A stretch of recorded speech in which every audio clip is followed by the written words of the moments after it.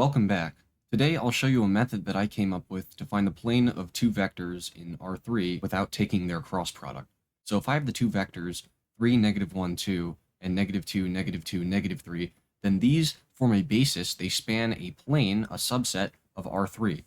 This is the set description of that plane. I'll call that set P, where R and S are two parameters. They can be any real number. And so every point on this plane is reached by a vector, which is some combination within this set of all the combinations of the two basis vectors that span the plane. You'll notice that R3 can be broken up into three cardinal planes, if you will. The ZX plane, the ZY plane, and the YZ plane. And at some point, our red plane P is going to have to cross one of those planes. And therefore, there are some vectors on this plane, like maybe this one right here on the ZX plane, that potentially have non-zero X and Z components, but that definitely have zero Y components. And that's important because if I get a vector of the form A, 0, B, where A and B in the X and Y positions of this vector are potentially non-zero, they could be, but they are potentially not, but this second component, the Y component, is definitely zero, then I have a vector that isolates the relationship between X and Z. And this is important because when I'm describing a plane in 3D space, although this isn't the general form of the equation, we can really write it as Z is equal to AX plus BY, and we can think of A and B as sort of individual slopes for the relationship between Z and X exclusively and the relationship between Z and Y exclusively. So if I can write this plane in terms of two new basis vectors that isolate the relationship just between Z and X and just between Z and Y, then I'll have found two vectors that are definitely on the plane and span the plane, but that allow me to find what these A and B are so that I can find the equation of the plane and write it in its general form, which would look like AX plus BY plus CZ equals something. In this case, it's a plane that goes through the origin, so that's just going to equal 0. So 3, -1, 2, and -2, -2, 3 are the vectors that we currently have that span the plane. They form a basis for that subspace of R3. But since they span the entire plane, I can take some linear combination of them. In this case, I'm just going to start with 1 of the first vector and add to it a certain amount C of the second vector in order to get some vector that isolates the relationship between X and Z, and so that's why there's a 0 in the Y component position. What C would allow me to do this? -1 plus what amount of -2 is equal to 0? C is equal to -1/2.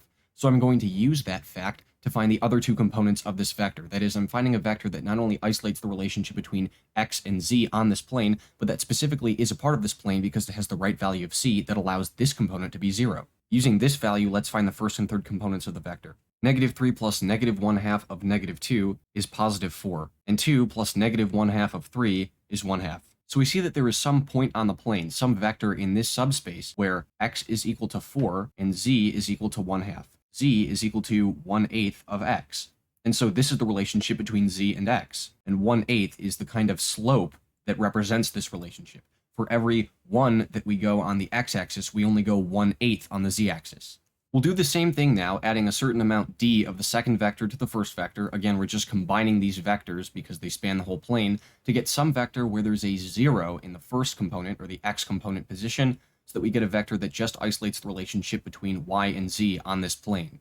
Well, to get a 0 in the first position, we're going to have to add some amount of -2 to 3 in order to get 0. This only works if d is equal to 3/2. -1 plus 3/2 of -2 is -4, and 2 plus 3/2 of 3 is 13/2. So now we have some point on the plane in our subspace where y is equal to -4, and z is equal to 13/2, which is the same thing as saying that z is equal to -13/8 y. For every 1 we go on the y-axis, we go -13/8 on the x-axis. 13/8 is the slope, if you will, that represents the relationship between just these two variables. So with these two values, 1/8 and -13/8, that represent the amount that z changes when we either just vary x or just vary y, we can write the equation for our plane. Z is equal to how much it changes due to x, 1/8 times x, plus how much it changes due to y, -13/8 y. And this is our equation. We could rewrite it in its general form, x minus 13y minus 8z equals 0.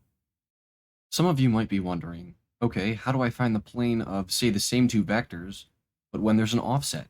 So these two vectors both started at the origin, but what if I add an offset? What if I want to start them at this point right over here, which is reached by following the vector 1, -2, 1?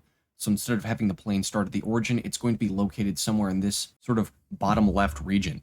I still have the vector 3, -1, 2 that goes out this way, and I still have the vector -2, -2, 3 that goes out this way. And of course, I still have my same relationships between z and x and z and y. the original relationships were that z is equal to 1/8 x, that is, when only x varies and y doesn't, z and x follow this relationship, and when only z and y vary but x doesn't, then z and y follow this relationship. So as I move 1 unit forward on the x-axis, I move 1/8 of a unit up on the z-axis. And as I move 1 unit forward on the y-axis, I move 13/8 of a unit down on the z-axis. And these are the relationships that create my plane. The only difference is now they originate from this point. So the real change here is that we have a z-intercept. There is some point along the span of these two vectors that are now starting from this point over here on this plane that intercepts the z-axis. There's some z-intercept. So some combination of the vectors 3, -1, 2, and -2, -2, -3 leads us to this point here. This point is the plane's z-intercept, and it's reached by some vector that travels exclusively along the z-axis. And so its x component is 0, its y component is 0, and its z component is some non-zero value since this plane is off of the origin. And that's where our relationships between either z and x exclusively or z and y exclusively will be offset from or beginning from. Now, to find the vector to the z-intercept, we need to find what combination of two vectors that span the plane plus the offset vector, that is the vector to our offset point, is equal to this vector to the z-intercept, which will be some vector with a 0 in the x component position and a 0 in the y component position, and some non-zero value in this third position that we're going to find based on the values of c and d. For the two vectors that span the plane, you might be tempted to choose 3, -1, 2, and -2, -2, 3, because those were the two vectors that we initially had that span the plane. But actually, it's going to be a lot easier if we choose two vectors based on these relationships between x and z and y and z.